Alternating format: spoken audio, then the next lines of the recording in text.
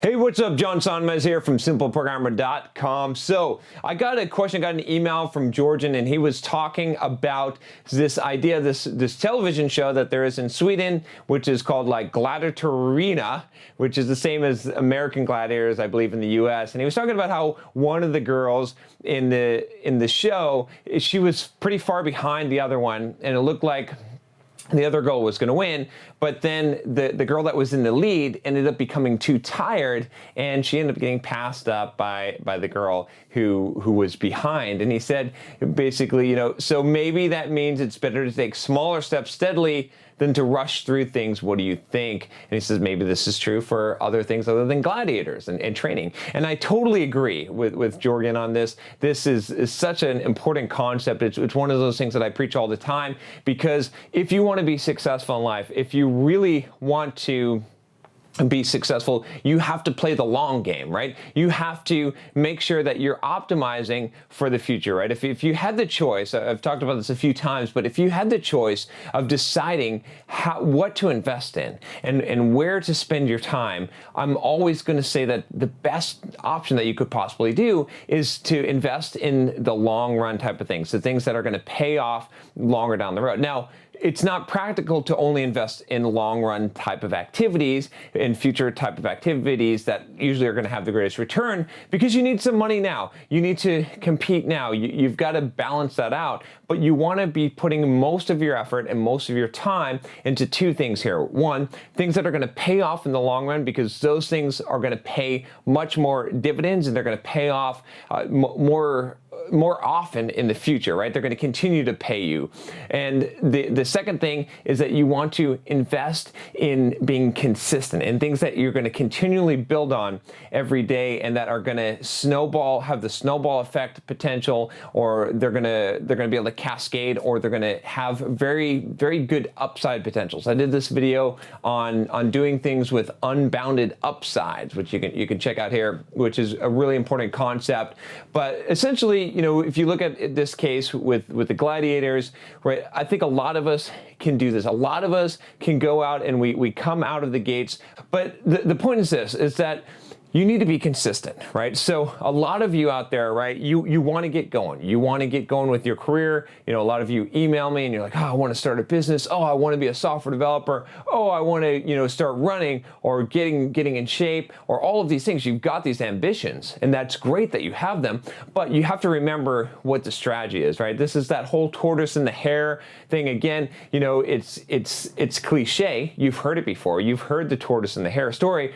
But are you actually applying it to your life? Do you actually believe that, right? Or are you trying to do these Herculean efforts instead of slow and steady winning the race, right? When you're thinking about your career, when you're thinking about your future, where are you investing your time, right? Are you trying to do the crash diet approach, as opposed to setting up a sustainable lifestyle and a program that you're gonna do every single day, right? There's so many people that I coach, that I talk to, that they think they're going to get in shape, and they last like 2 or 3 weeks because they try to do these extreme things, and they don't think about the future, and they don't think about consistency, right? So everything that you're doing in life, everything that you're investing in, you should be filtering it through two lenses here, right? The first lens is, you should say, what is the long tail benefits of this thing? So when I go to work, if I go to work and I do a job and someone pays me by the hour, and I'm doing work for someone else, usually there's no long-term benefits, right? Usually it's just a short-term exchange.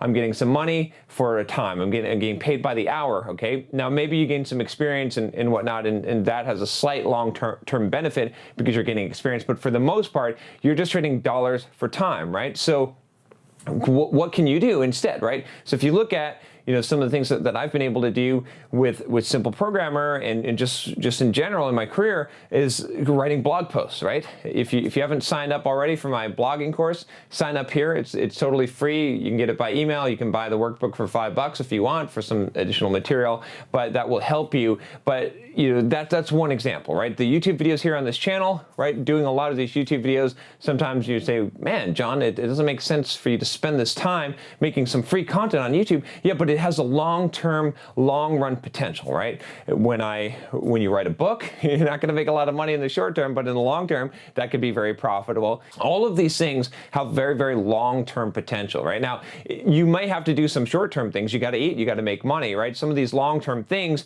you don't get paid up front, or you might not get paid anything for a very, very long time. But the more of that stuff that you have out there, that larger surface area, and then the more, and those things are more passive, right?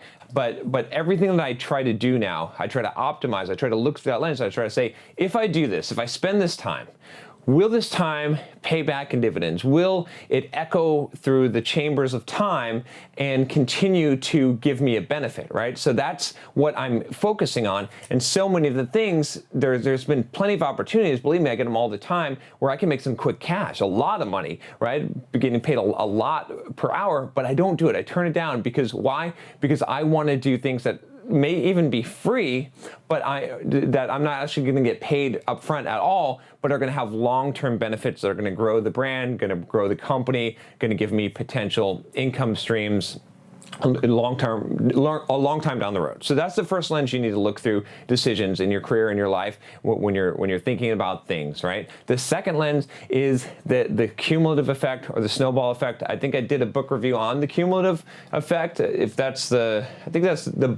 compound effect. That's what the book is called. But this is the same concept. Is you need to look at through the lens of, okay, if I continue to do this thing over time, will it create a snowball? Does it have a compounding effect where the benefits are going to become greater and greater over time, or there's some kind of unlimited, unbounded upside where when I do this, I have a chance of, it's almost like buying lottery tickets, right? The more lottery tickets you buy in life, the more chances that you're going to have for luck to hit you, and when it does, are you going to be able to take advantage of the opportunity? So for those of you, like I said, that are starting out, really want to get going with whatever it is, whether it be your fitness, your career, programming, entrepreneurship, starting a business, any of those things, you got to look at things through those two lenses and optimize for both of those things. That's how you're going to have the most successful outcome. That's how, I always talk about this idea of don't plan for today or tomorrow.